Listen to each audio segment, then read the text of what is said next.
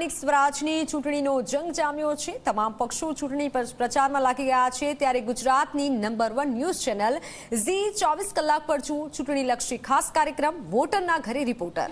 વોટરના ઘરે રિપોર્ટર અંતર્ગત ઝી 24 કલાકની ટીમ પહોંચી છે આણંદમાં। ત્યારે શું કહેવું છે આણંદના મતદારોનું, આવો જોઈએ।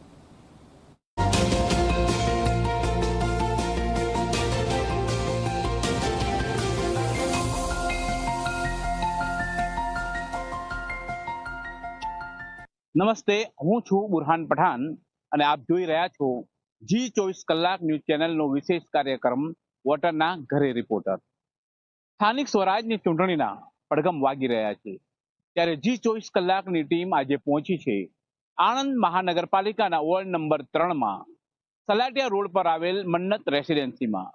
અહીંયા સ્થાનિક લોકોને મળીશું, શું છે તેમની સમસ્યાઓ જાણીશું અને શું પાયાની સુવિધાઓ તેમને મળે છે કે કેમ તેની ચર્ચા કરીશું।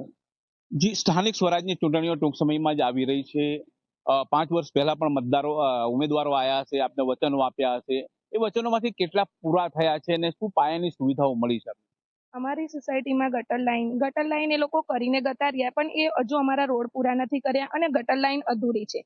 બીજી કે અમને એ લોકોએ વાયદા કર્યા હતા કે ગટર લાઈન આવી જશે, પાણી લાઈન આવી જશે, ગેસ લાઈન આવી જશે, પણ એમાંથી એક પણ વાયદો પૂરો થયો નથી। ગટર લાઈનની અમને સુવિધા મળી જ નથી અને અમારો રોડ, અમારા છોકરાઓને રમવાનું, સાયકલ ચલાવવાનું, વોકિંગ અમારે કરવા માટેનો અમારો રોડ સરસ હતો, તે લોકોએ તોડી કાઢ્યો છે અને અમને કરી આપતા નથી। શું કહેશો બેન? જે આ લોકો ગટરનું કામ કરીને ગયા છે એ પણ અધૂરું કરીને ગયા છે। જે મેઇન ચેમ્બર છે એ લોકો એમણે બનાવ્યું જ નથી, ખાલી માટી પૂરી અને ગતાર્યા છે ને એવું કીધું હતું કે ઈંટો નથી, ઈંટો મળતી નથી એવું કહી અને ગતાર્યા છે। જે સાધનો અમારી જે સોસાયટીના આવે છે એના લીધે એ આખો ખાડો નીચે થઈ ગયો છે અને અમારા બાળકો ત્યાં રમે છે, સળિયા આખાના આખા ઊંચા આવી ગયા છે, જે બાળકોને વાગે છે, મોટાઓને પણ વાગે છે। જેથી કરીને એ લોકો પહેલે આ વસ્તુ કમ્પ્લીટ કરે અને એમણે ઘરની બહારના બી ચેમ્બર કશું કર્યું નથી અને રસ્તો બી આખો ખરાબ છે। અધૂરી ગટર મૂકી છે અને અમારા ચેમ્બર બી મન્નતના બન્યા નથી, ગટર લાઈન આપી નથી। 6 મહિનાથી અમે લોકો હેરાન ગઈએ છીએ। બીજું કે મહાનગરપાલિકા થવા છતાં પણ અમને કોઈ આરોગ્ય સુવિધા નથી મળતી। અમારા બાળકો બીમાર થાય, અમારે 4-5 કિલોમીટર સુધી અમારે ક્યાં હોસ્પિટલ નથી। આટલા વિસ્તારમાં કોઈ સરકારી શાળા હોય કે એવું કંઈ? ના, અમારા બાળકોને અમારે પર્સનલી અમારી ફી ભરીને સ્ટડી કરાવવી પડે છે, કેમ કે અમને મનપાની સુવિધા કોઈ મળતી જ નથી। કોઈ સ્કૂલ નથી, કોઈ હોસ્પિટલ નથી કે કોઈ ગાર્ડન નથી।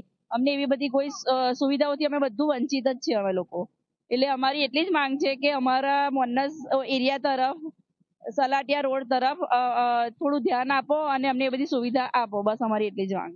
અત્યારે સાંજના ટાઈમે સાધનો જાય છે, નકરો ડસ્ટ ઉડે છે, આજુબાજુમાં એટલી બધી તકલીફ થાય, છોકરાઓ બીમાર પડે છે, બહુ પ્રોબ્લેમ વાળું છે, પણ કોઈ જાતનું કોઈ કામ જ નહીં આગળ નહીં થતું। એ 3 મહિના પહેલા એ જે ભૂંગરા નાખ્યા એ પછી કોઈ જાતનું એ કામ કરવામાં નહીં આવ્યું। ઉપરથી જે પહેલા રોડ સારો હતો એના કરતાં વધારે ખાડા પડી ગયા છે।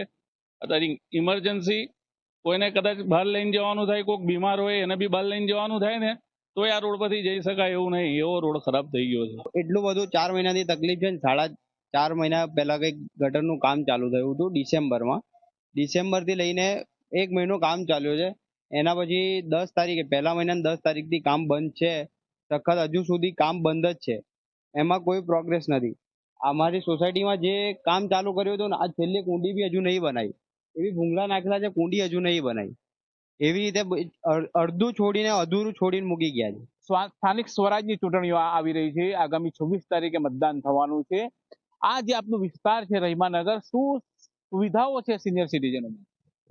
સિનિયર સિટીઝનો માટે સુવિધા તો બેસવા ઉઠવા માટે કંઈ અમને બેસવું હોય તો નહીં કંઈ, એટલે મતલબ બગીચા જેવું હોય કે આ તે બીજું, અને જનરલ હોસ્પિટલ છે અહીંથી લગભગ 2 કિલોમીટર, આટલા નજીકમાં કોઈ સરકારી દવાખાનું છે નહીં।